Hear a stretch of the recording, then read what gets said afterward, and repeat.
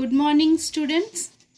From chapter 2, today we will take another topic, that is the composition of population.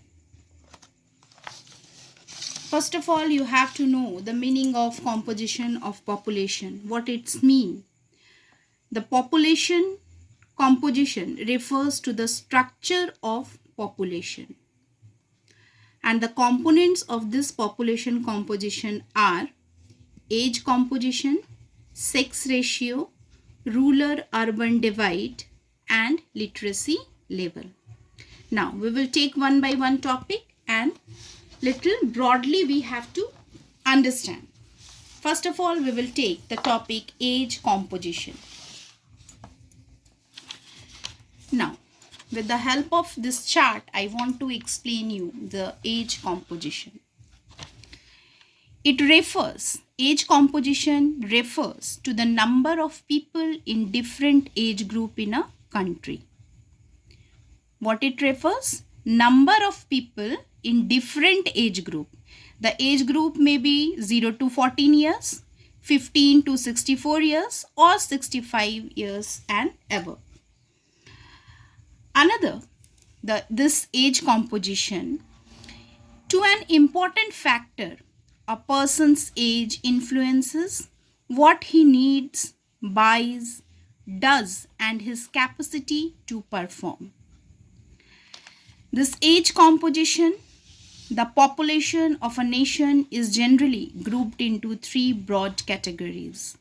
First one is the 0 to 14 years. They are coming in the children's group. Adults group 15 to 64 years and age grouped people, that is 65 years and above. Now, first of all, we will take 0 to 14 years part. This age composition, they are economically unproductive and need to be provided with food, clothing, education, and medical care. What is the adults part? They are economically productive and biologically reproductive. They comprise of working population. 65 years and above people. They are economically productive, though they are not available for employment through enrollment. So, this is the explanation of age composition. Another topic is your sex ratio. What do you mean by the sex ratio? It means the ratio between males and females in the total population. It is defined as the number of females per 1,000 males. According to 2011 census, the sex ratio in India is approximately 943 females per 1,000 of males. Census, the word census here came. What it means?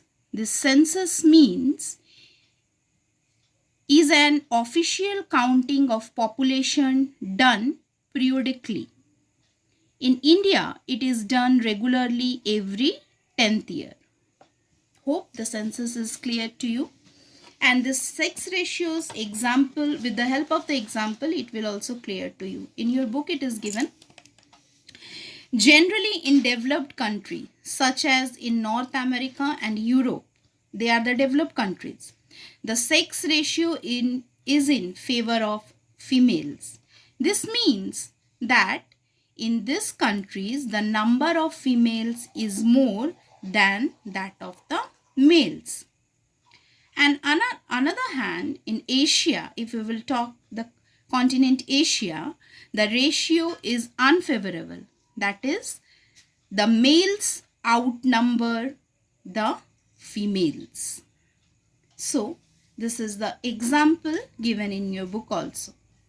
Another part is your rural and urban divide. What is it?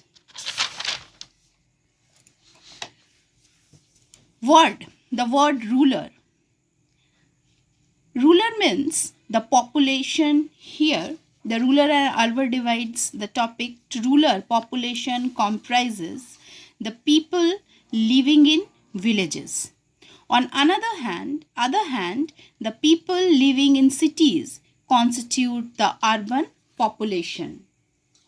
The developed countries have a higher percentage of urban population, while in the developing countries, the percentage of people living in villages is higher comparison to urban. Around 54% of the world population is urban, while 46% is only rural. Another topic is literacy level.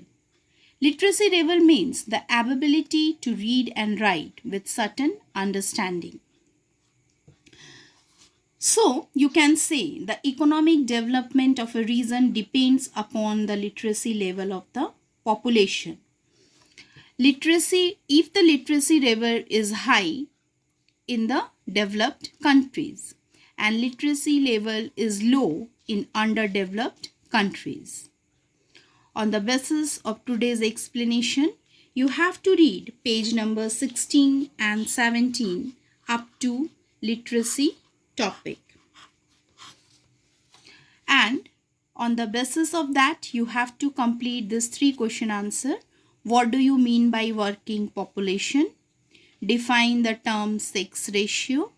And why are industrial areas and large cities densely populated? These 3 questions you have to complete it in your notebook and submit to me in the WhatsApp group.